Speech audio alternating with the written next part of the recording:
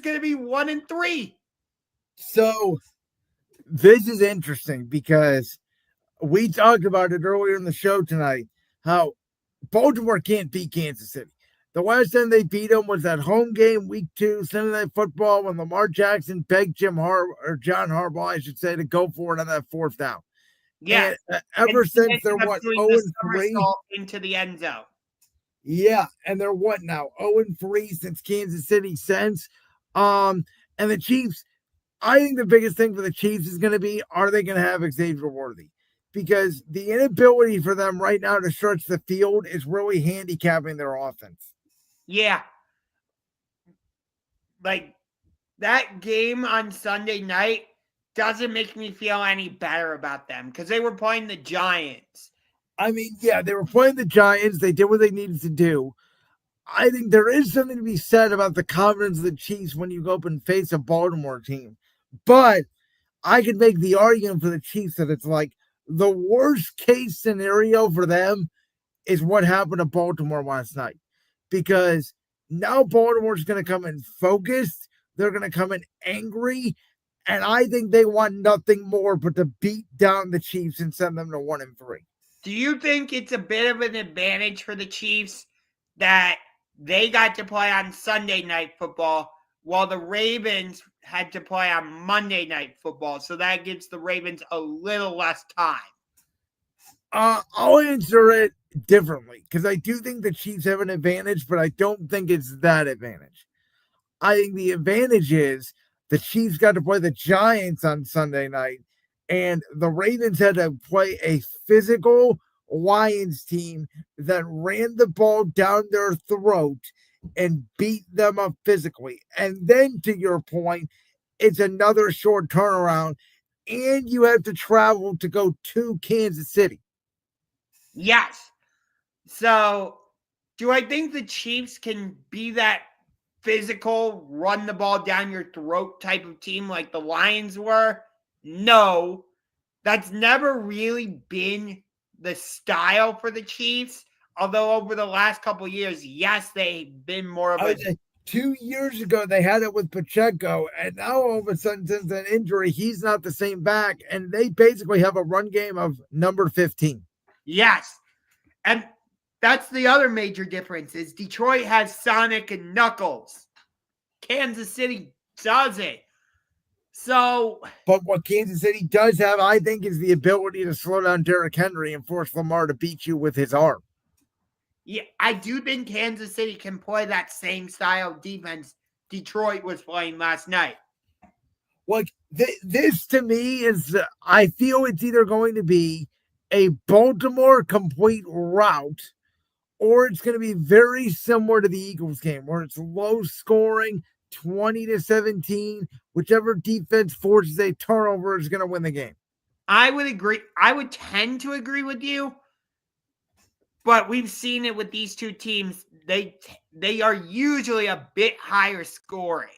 But neither of these offenses outside of Baltimore week 1 against Buffalo have been explosive.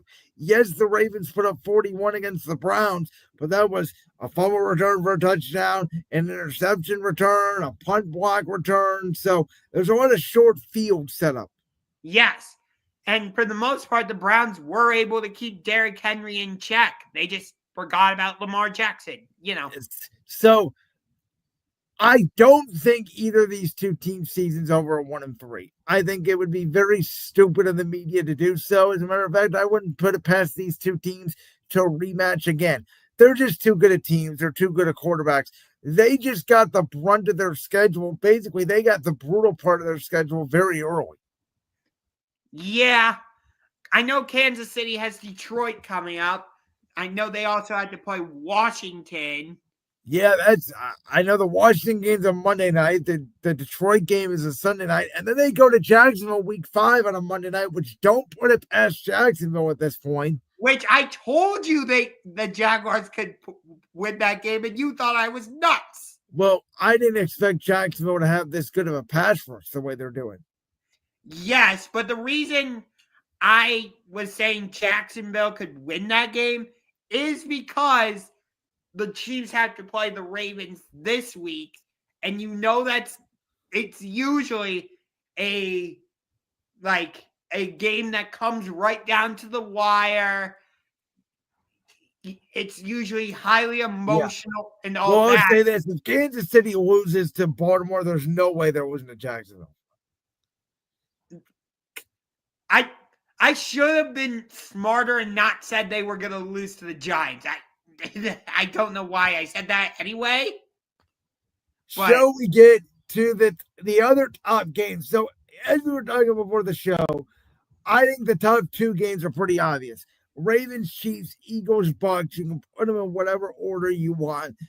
I'm going to go from 1 through 5 today because we've already talked about most of these games. Number 1 is certainly Ravens, Chiefs. Number 2 is Eagles, Bucs. Again, I think Ravens, Chiefs means more because both these teams are 1 and 2. Bucs are 3-0. Eagles are 3-0. A loss isn't going to really hurt much for either of those two teams. At number 3, I think it is the return of Micah Parsons. Even though I think it may be a rout in favor of Green Bay, especially now that CeeDee Lamb is not going to be there for the Cowboys. I think the storyline is big enough where this is going to be the game we hear about and talk about all week, Packers-Cowboys.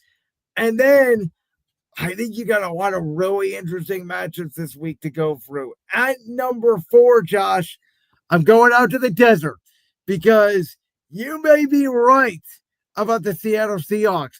But did they play Sunday? I know they played the Saints. I mean, that game was over in like 30 seconds, I think. Yeah, the New Orleans Saints are terrible. Yeah. They might go winless this season, honestly. They very well could. I want to see how good both these two teams are. Arizona's coming off a hard loss at the buzzer to San Francisco. They have not played particularly well when they did defeat the Panthers, who, how the hell did they beat the Falcons 30-0? I don't know. Wait a minute. Go ahead. Do you remember what I said last week about the Panthers with Bryce Young? They always beat the Falcons. I said the exact same thing about Bryce Young that you were saying about Caleb Williams if the Bears did not beat the Cowboys. Yes, you're right. Yeah. And they ended up doing so. And then my last game on this list are the Colts for real. We're going to find out again as they go to Los Angeles to take on the Rams. I want to see Daniel Jones against that Rams defense. Okay. So I agree with you on number 5 being Colts Rams. You got the Rams, who I think are going to be playing very angry after losing that game against Philadelphia. And this is the Colts. No. Yeah. This is the Colts' second straight road game. I had to think about that for a second. And they're playing against a much better defense. Jared Verse is coming after Daniel Jones, so we'll see how he handles that. Even though Nick Bosa is done for the year, and they are starting Mac Jones at quarterback, you want to talk about it. The Jaguars are playing on the road at San Francisco. You got Kansas City at home on Monday Night Football next week. This is a very tricky game. I like this Jaguars 49ers game a lot. Yeah, for some reason, when you tell me Mac Jones is going to be the quarterback, it just dies down all interest for me. Okay. Even though they're winning, I don't know how good San Francisco is. Okay. No, I respect that. Number 3, because we beat the Packers last week, yes, I am putting it on the list. Especially because Detroit is an 8.5-point favorite. Like, that's the bizarre part to me, is with Detroit firing on all cylinders, but offensively, they should be 10, maybe even 12-point favorites, but they're not. So, for me, can the Browns continue this little momentum they got? And Detroit, on a short week, after playing a very physical game in Baltimore, coming home to play the lowly Cleveland Browns. Like, that dynamic, just for me, makes it a top 5 game. The way you're talking makes me want to go on this little machine I have right here and immediately bet the Lions minus 8.5. But like, I love Amon-Ra St. Brown. I think Detroit is fantastic offensively. But it's also that matchup of Aiden Hutchinson against Myles Garrett and how do the Browns handle the Lions defense. I could see a scenario where if Joe Flacco does not play well in this game, he gets the leash at the end at halftime, and we see Dylan Gabriel out there in the second half. I don't see it until they lose week 6 at Pittsburgh. I think his first start's going to be against Miami week 7. Most likely, you're right, but I could see a scenario where if the offense is stagnant, like it was for most of the game against Green Bay, I could see a scenario where Dylan Gabriel comes in. For most of that game, actually, against Green Bay, I know this isn't going to sound grammatically correct, so forgive me, but I was saying the offense forgot how to offense. I was saying the same thing in Philly in the first half, my friend. Okay. And then number 2, you have this game at number 1, but it's because it's Lamar against Mahomes, but they're both 1 and 2, so that takes a little bit of the excitement out of it. But it's Ravens-Chiefs. We already discussed this game at length. The loser of this game goes to 1 and 3. I think this game is actually more important for Kansas City because you've got the Chargers, who already have 3 divisional games in the bag. And are 3-0. Exactly. You've got Denver, who should be better. You and I were gonna talk about this as a topic. But I still think the Broncos can fix this, but they've got a couple issues, yes. But still, I like Bo Nix and Sean Payton, so I'm not going to dismiss them. And then the Raiders, we both said 10 wins, probably not going to happen. Probably not. It looks like that was a miss. Yes, but still, Kansas City, for me, this is more important that they win. So, and then number 1, it sucks that Mike Evans is out for this game because I wanted to see both teams fully healthy. It may suck for you. It doesn't suck for me. A.J. Brown and Devontae Smith against Mike Evans and Chris Godwin. Jalen Hurts against Baker Mayfield. Saquon Barkley. I just said Saquon Barkley, yeah. I meant Saquon Barkley against Bucky Irving in Tampa. Battle of 3-0 teams. This is a fantastic matchup. So I have to ask again, NFL schedule makers, why is this game at 1 o'clock? Why? This should be the game Tom Brady is calling. Well, it is the game Tom Brady is calling. Yeah, you're right. So I have a stat for you, though. I have another stat for you. Do you know, in a game where Jalen Hurts, Saquon Barkley, A.J. Brown, and Devontae Smith all play and finish, the Eagles have yet to lose a football game? Okay.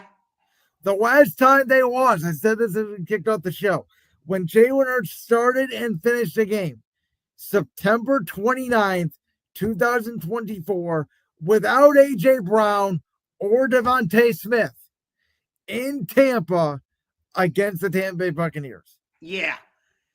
And I love that neither of us put the 2 Monday night games because... Oh, God. You know what? It depends on how the Packers-Cowboys game rolls. If I don't get to it, I honestly may be watching the Big Brother season finale on Monday night as opposed to these 2 Monday night games. Yeah. My Lord. Jets-Dolphins, are you kidding me?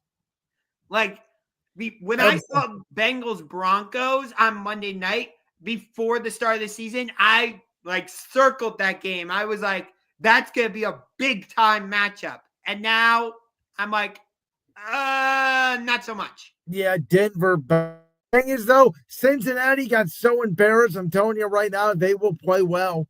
I think Denver wins, but I don't think it's going to be as handily as that Minnesota game was because team embarrassed like Carolina did in week 2, they always bounce back. Yeah. And what do you think of the other game I wanted to mention to you? Because of you just mentioned Carolina. What do you think of the Panthers-Patriots game? Yeah, that does nothing for me. New England has to win. If they don't win, their season's probably over. Drake May is turning the football over at an alarming rate. Ramondre Stevenson fumbled twice at the goal line, but they're not using Travion Henderson, which is really the biggest surprise for me. But I suspect Vrabel will dial it up and make it a long day for Bryce Young again. Yeah, I picked Travion Henderson to win Rookie of the Year. And they're just not using him, and I don't get it. Yeah, that's why I thought he would win it, because the Patriots would establish a run game and use him primarily. So here's the thing, Josh. We took some big swings in the AFC. Our two biggest swings, the Patriots and Raiders right now, both stink. Yeah.